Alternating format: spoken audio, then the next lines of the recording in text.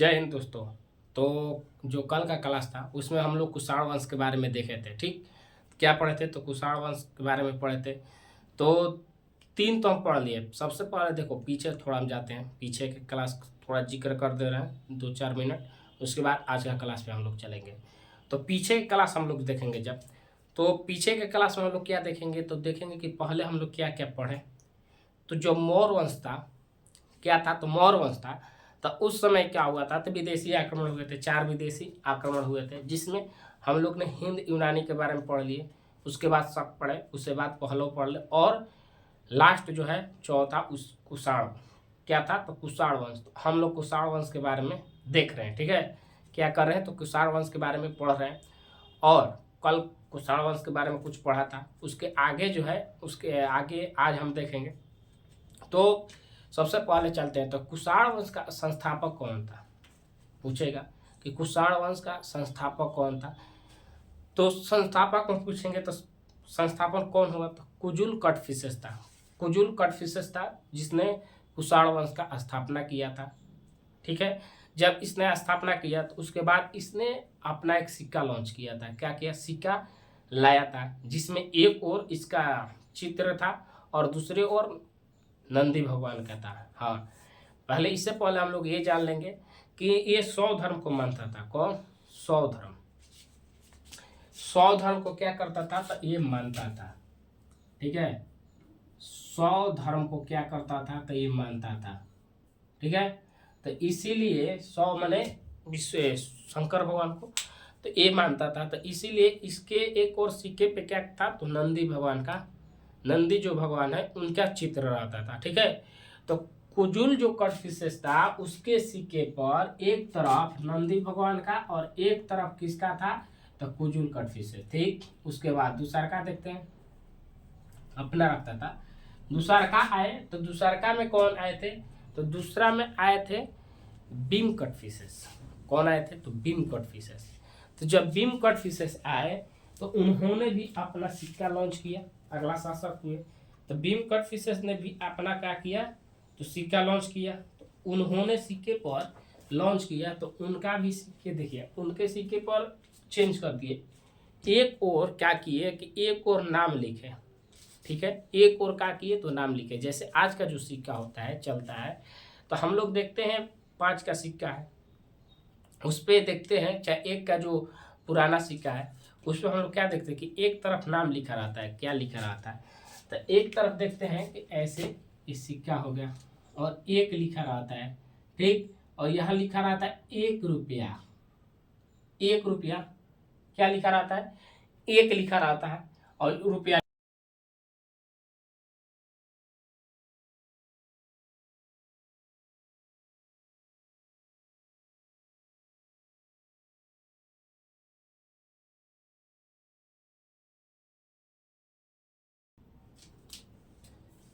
Call वाला भी पहुंच। तो एक और क्या लिखा रहता है? तो एक और एक लिखा रहता है 1 रुपया, और यहाँ भी लिखा रहता है सन ईस्वी कब बना हुआ है। ठीक, और एक तरफ हम लोग देखते हैं जो पीछे का हिस्सा है वहां पर क्या रहता है? तो अशोक स्तंभ का चित्र रहता है। ऐसे करके क्या बना रहता है? जो वाक्य फूल कैसा रहता है? अशोक स्तंभ का चित्र रहता है। ठीक है, हाँ ठीक, तो ऐसे रहता था। ठीक, तो वैसे ही आज का जो सिक्का है, मैंने आज का बोल रहे हैं, उस समय क्या होते थे? तो एक और नाम लिखा रहता था। क्या लिखा रहता? एक और नाम लिखा रहता था और एक और इसके समय पे शिव पार्वती का चित्र था। उसके बाद त्रिशूल का रहता था। क्या रहता था? शिव पार्वती और त्रिशूल, 3 चीज का रहता था। तो चित्र रहता था। ठीक है, इतना समझ में आया?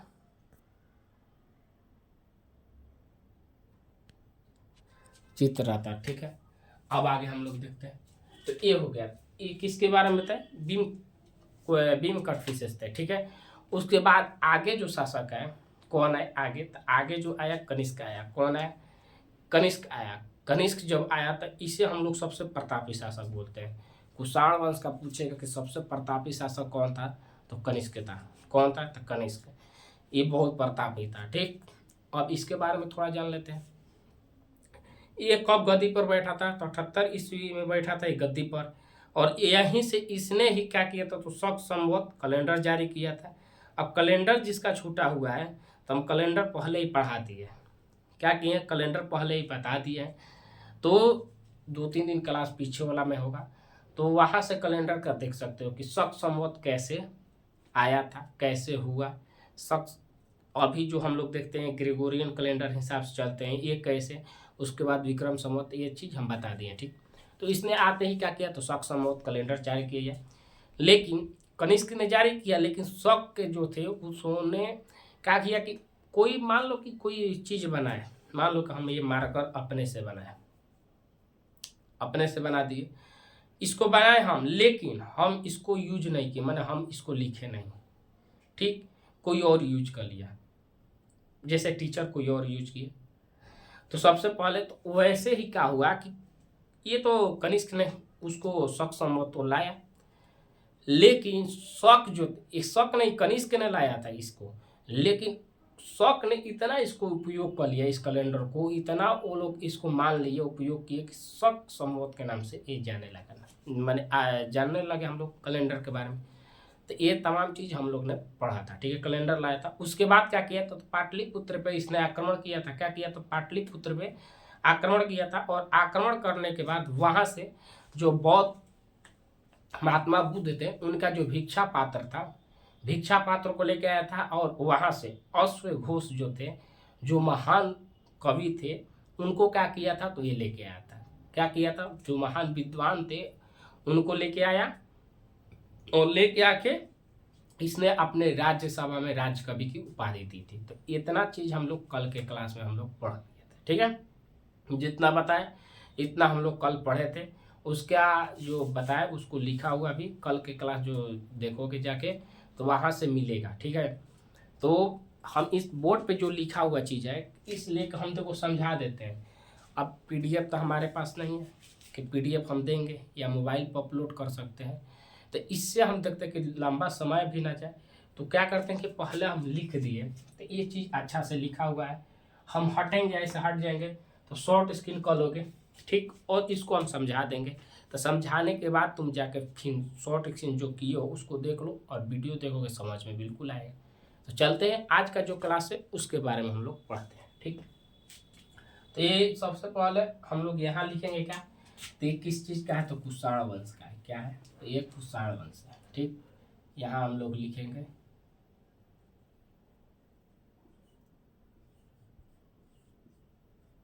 कुषाण वंश, ये चीज़ तब लिखेंगे। ठीक है, कुषाण वंश हम लोग पढ़ रहे हैं, इसमें देखें कल जितना हम अभी बताए उतना चीज कल के क्लास में हम बताती हैं। ठीक है, आगे चलते हैं। अब आते हैं कनिष्क पे।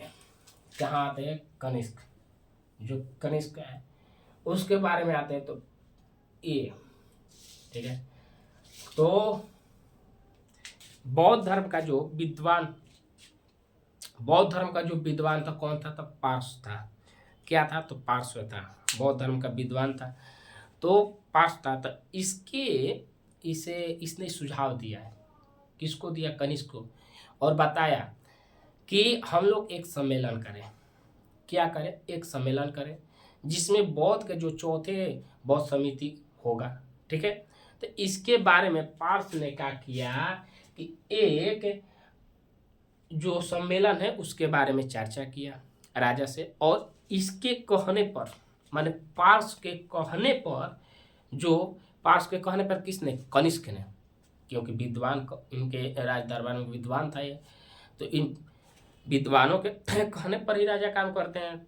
तो इनके कहने पर इसने क्या किया कि कनिष्क जो था, पार्स के कहने पर कश्मीर में, क्या? तो कश्मीर जो था, क्या था? कश्मीर में कुंदन वन, कौन सा वन? तो कुंदन वन में इसने क्या किया? तो जो बौद्ध समिति थी वो क्या किया? तो चतुर्थ, यहाँ 4 लिखा हुआ जो, उससे हम लोग चतुर्थ लिखेंगे। क्या लिखेंगे? चतुर्थ बौद्ध सम्मेलन। क्या लिखेंगे? बौद्ध सम्मेलन, चतुर्थ बौद्ध सम्मेलन लिखेंगे। ठीक है, तो चतुर्थ बौद्ध सम्मेलन था, उसके बाद चतुर्थ बौद्ध सम्मेलन हो गया। उसके बाद हम लोग देखेंगे तो बौद्ध क्या हुआ, तो चतुर्थ जो बौद्ध सम्मेलन था वो हुआ। कब हुआ था, तो 102 ईस्वी में हुआ था। कब हुआ था, तो 102 ईस्वी में हुआ था। ठीक है, इतना चीज समझ में आया। तो पार्स जो थे, पार्स के कहने पर कनिष्क ने कश्मीर में, क्या, तो कनिष्क ने कश्मीर में चतुर्थ बौद्ध सम्मेलन का आयोजन किया। क्या किया, बौद्ध सम्मेलन का आयोजन किया, चतुर्थ बौद्ध सम्मेलन। ठीक है, कि कौन से वन में, तो कुंदन वन में। कौन से, तो कुंदन वन में क्या किया, तो चतुर्थ बौद्ध संगीति बौद्ध सम्मेलन हुआ था। ठीक है, किसने कराया था, कनिष्क ने कराया। किसके कहने पर कराया, किसके कहने पर कराया, तो पार्स के कहने पर। ठीक है, इतना चीज क्लियर है। 102 ईस्वी में कब किया, 102 ईस्वी में इसने किया था। ठीक, इतना समझ में आ गया। आते हैं नीचे। जब ये बौद्ध संगीति हुई तो इसके कोई अध्यक्ष होंगे, क्या होंगे, तो किसी को तो अध्यक्ष बनाया होगा। ठीक, तो अध्यक्ष बनाया, उपाध्यक्ष बनाया होगा। कोई भी हम लोग जब काम करते हैं तो देखते हैं, पहले यहाँ समझते हैं कि जब दुर्गा पूजा होता है, हम लोग दुर्गा पूजा करते हैं, तो उसमें जब दुर्गा पूजा करते हैं तो उसमें जो मेंबर का सदस्य होते हैं, तो उसमें हम लोग अध्यक्ष, उपाध्यक्ष, सचिव ऐसे करके पद देते हैं और बनाते हैं। ठीक, वैसे ही जस्ट या सरस्वती पूजा, हम लोग के लिए सरस्वती पूजा, तो उसमें भी ऐसे हम लोग करते हैं। तो वैसे ही जस्ट इसमें भी अध्यक्ष और उपाध्यक्ष होंगे, किसी ना किसी को तो बनाएंगे, कोई तो होगा जो अध्यक्ष और उपाध्यक्ष बनेगा। ठीक, तो देखते हैं। तो अध्यक्ष के रूप में कौन है, अध्यक्ष के रूप में वसुमित्र। ये सब कवि थे, वो भी विद्वान कवि बोलते हैं। ये जितना है जिनके नाम आएंगे वो सारा जो जितना बोलेंगे वो विद्वान थे। क्या थे, पढ़े लिखे शिक्षित एकदम विद्वान थे। इसके कवि मैंने राज दरबार में रहते थे। ठीक है, तो विद्वानों को लेके आया था। तो अध्यक्ष के रूप में, एक मिनट, हाँ, अध्यक्ष के रूप में क्या किया था, तो अध्यक्ष के रूप में इसने किसको लाया था, वसुमित्र को लाया था। किसको, वसुमित्र को अध्यक्ष के रूप में लेके आए थे। और उपाध्यक्ष, उपाध्यक्ष किसको, तो अश्वघोष को। किसको लाया, तो अश्वघोष को उपाध्यक्ष बनाए। ठीक, तो ये चीज तो हो गया, इतना समझ में आ गया कि अध्यक्ष कौन बने भाई, तो अध्यक्ष बने वसुमित्र, उपाध्यक्ष अध्यक्ष, और कहाँ रह गया, इतना ही होगा ना। तो अध्यक्ष के रूप में कौन से हुए, वसुमित्र और उपाध्यक्ष अश्वघोष। अब देखते हैं यहां से क्या होता है। जब ये दोनों मिले, अध्यक्ष उपाध्यक्ष मिले, तो ये सम्मेलन हुआ, चतुर्थ बौद्ध सम्मेलन हुआ।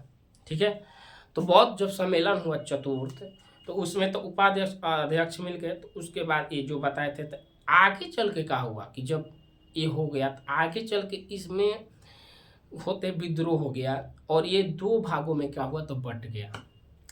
विद्रोह होने के कारण ये क्या हुआ, तो दो भागों में बट गया। जो बौद्ध है, बौद्ध सम्मेलन में दो भागों में क्या हुआ, खिंचाव होकर बट गया, दो भाग में बट गया। अब दो भाग में कौन कौन से बटे, तो एक बटा हिंद। अब हम लोग यहाँ पर आने से पहले समझते हैं, हम लोग क्या किए कि सरस्वती पूजा में रखे, सरस्वती पूजा में, तो उसमें सचिव, अध्यक्ष, उपाध्यक्ष ऐसे करके बनाए।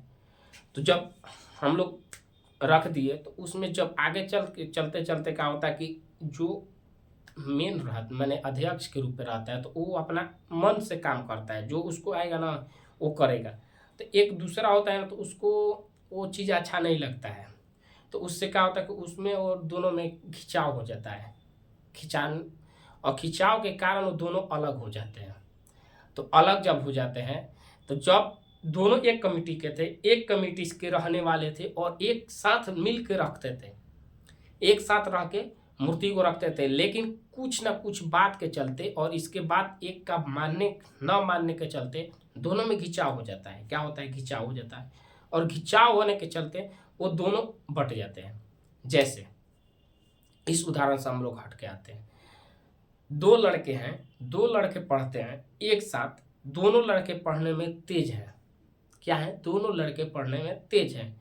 लेकिन कभी कभी क्या होता है कि दोनों लड़के तेज हैं, एक नहीं दोनों के दोनों तेज हैं, लेकिन कोई मान लो हम टीचर हो गए और एक टीचर जो है वो एक से ज़्यादा क्या होता है तो मैंने उससे ज़्यादा बोलते हैं, ज़्यादा उसको मैंने भीड़ लगाव हो जाता है। तो इससे इसका क्या होता है कि इन दोनों में दोस्ती था पहले, लेकिन इसके चलते क्या होता है कि दूरी भी होने लगता है। चाहे शिक्षा, चाहे जो भी क्या होता है कि दोनों में या मान लो कि उस पर ज़्यादा टीचर ध्यान दे तो उसका नंबर अधिक आने लगे, तो दोनों में क्या होता है तब विवाद होने लगता है। तो ऐसे होता है। सबसे अच्छा बेटर है जो उदाहरण दिए, जो सरस्वती पूजा में हम बोले कि वैसे कि दोनों का मन से नहीं चला, उस पे ही समझते हैं कि जो क्या हुआ कि उसके दोनों के बीच क्या हो, घिंचाव हो गया। वो उसका बात नहीं माना, वो अपने मन से कर दिया तो इससे घिंचाव हो गया। तो घिंचाव होने के चलते क्या होगा, दो भागों में बट जाएगा। दो भागों में क्या कटेगा? तो दो भागों में बटेगा। जैसे ही बटेगा तो एक जो दोनों दोस्त थे, दोनों मिल के रखते थे मूर्ति, तो अब का हुआ विवाद हुआ तो वो दोनों अलग अलग हो जाएंगे। क्या होंगे? अलग।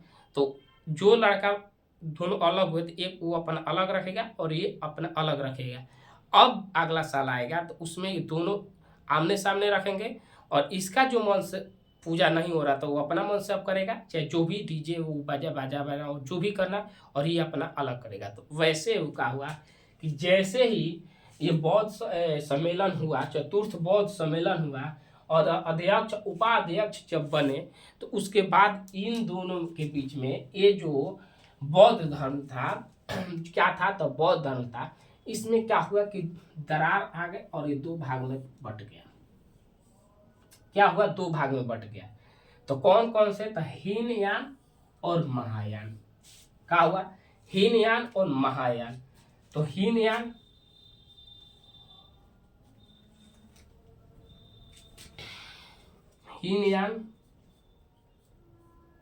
महायान, ठीक। ये बोला कि हम अपना अलग इधर रखेंगे, तुम अपना उधर रखो, हम अपना मन से चलेंगे, तुम अपने मन से चलो, ठीक। तो ऐसे हो गया। तो दो आ गया, एक हीनयान आ गया और एक महायान आ गया, ठीक। अब देखते हैं जो इसमें से दो धर्म हुए, तो दो धर्म में कोई ना कोई अपना अपना अपनाएगा। तो इस ये सम्मेलन होने के बाद क्या हो कि दो धर्म में तो बट गया ये चीज़। वो जो हम बताए जो मूर्ति पूजा, उसको इसमें मत जोड़ना, वो समझाने के लिए इसमें बताएं, ठीक है। तो ये चीज़ हम समझाने के लिए कहते हैं। इस सम्मेलन के बाद दो भागों में बट गया था, ठीक। तो आगे हम लोग देखते हैं, बट गया तो जो कनिष्क थे, कनिष्क, उन कनिष्क ने कौन अपना लिया? तो महायान को अपना लिया, ठीक। तो कनिष्क ने महायान को अपना लिया जो बौद्ध धर्म का था। तो ये तो दो धर्म बटे थे, तो महायान को कनिष्क अपना लिया और इसके सिद्धांत पे चलने लगा, ठीक। इतना हो गया। क्या हुआ? ये चीज हो गया, ठीक। अब देखते हैं, ये जो बौद्ध धर्म मानता था, महायान मानता था, क्या?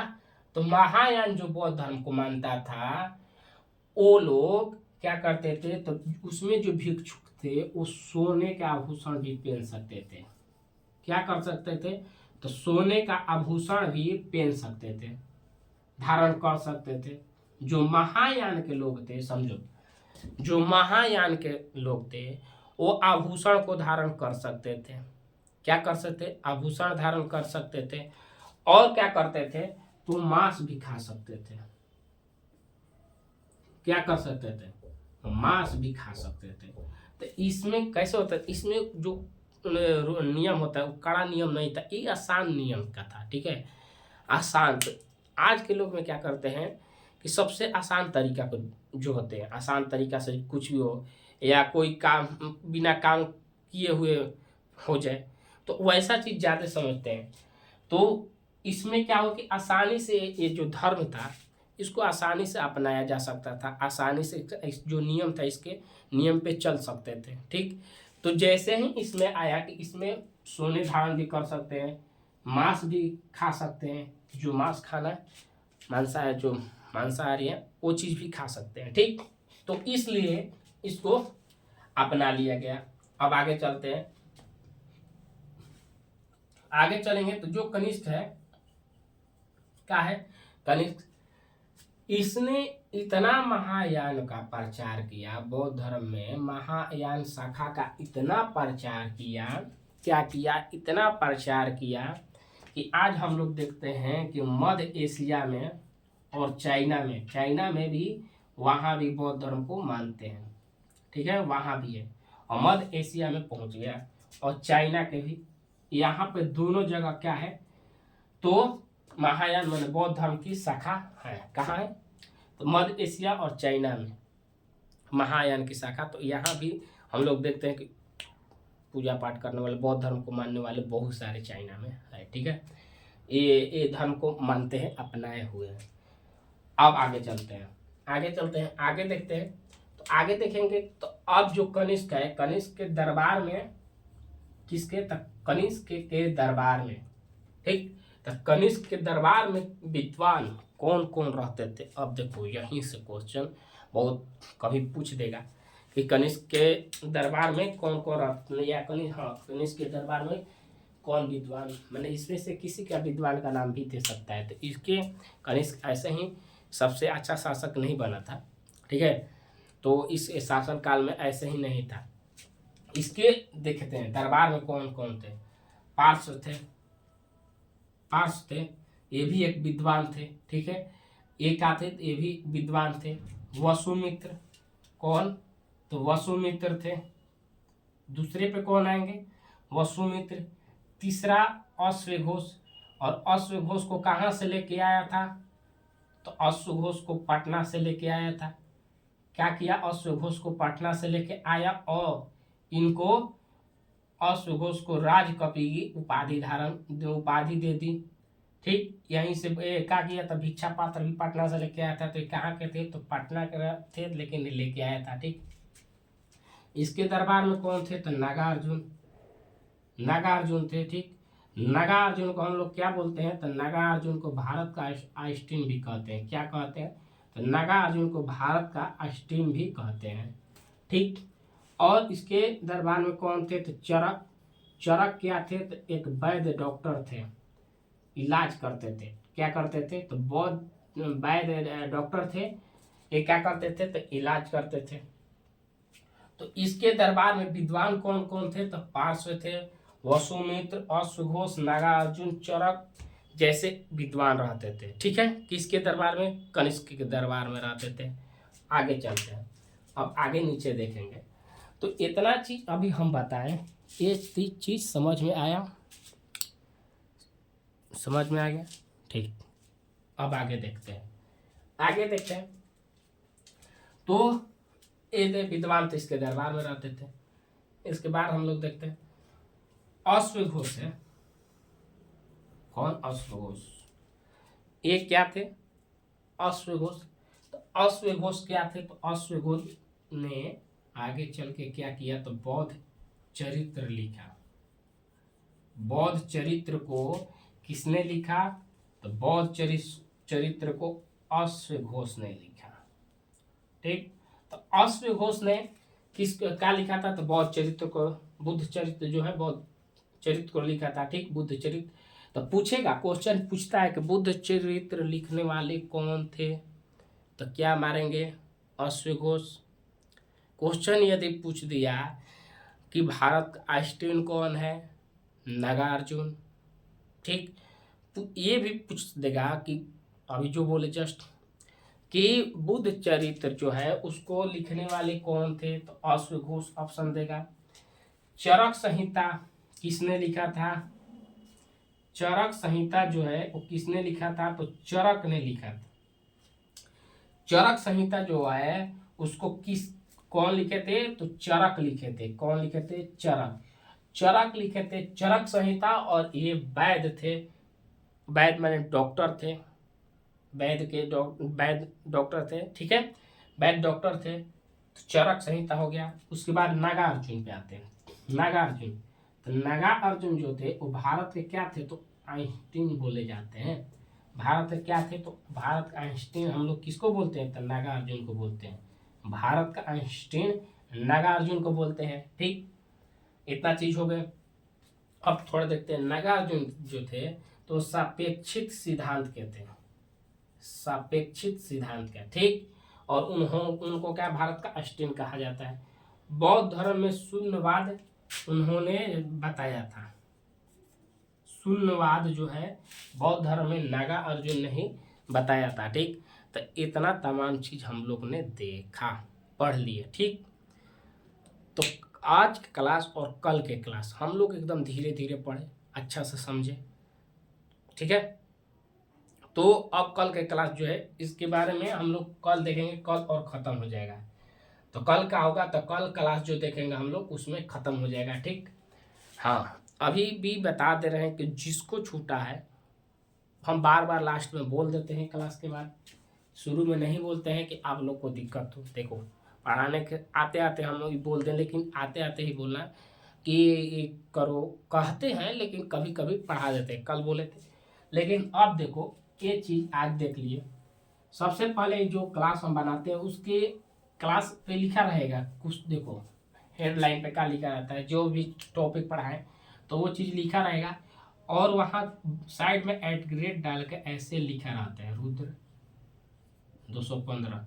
तो यहाँ से भी जाओगे, इस वीडियो में जाओगे, देखोगे क्लास जब डालेंगे तो वहाँ क्लास जानने के बाद लिखा रहेगा कुषाण वंश कनिष्क, ठीक, प्रतापी शासक कनिष्क या महान शासक कनिष्क लिखा रहेगा। उसके बाद @ रुद्र लिख के 215 लिखा रहेगा। यहाँ पर भी डायरेक्ट ऐसे क्लिक करोगे तो डायरेक्ट ये जितना मेरा वीडियो है क्लास दिया हुआ वहाँ तुमको लेके चल जाएगा, ठीक है। तो वहाँ से भी जाकर ऑल क्लास देख सकते हो एक। और उससे यदि ऐसे नहीं हो तो एक आता है सेव करने के लिए, ऐसे के एक आता है ऐसे और ऐसे करके कुछ सेव करने वाला, तो मोबाइल पे हाँ ऐसे आता है, ऐसे करके कुछ आता है सेव, तो वीडियो को सेव करोगे तो ऑल वीडियो सेव हो जाएगा, ठीक है। और उससे भी अच्छा कि नोटिफिकेशन जो है सब्सक्राइब कर लो, चैनल को क्या करो तो सब्सक्राइब कर लो, और वहाँ से जो घंटिया है वो घंटिया को क्या करोगे तो दबा दोगे। घंटिया है तो इस बेल घंटी को सब्सक्राइब दबा के नोटिफिकेशन ऑन कर लो, वहाँ से भी क्लास आता रहेगा, देख लोगे, ठीक है। तो आज के क्लास में इतना ही रहने देते हैं, कल हम लोग देखेंगे, कल आगे कनिष्क के बारे में पढ़ेंगे, ठीक। तो कल का क्लास आगे रहेगा।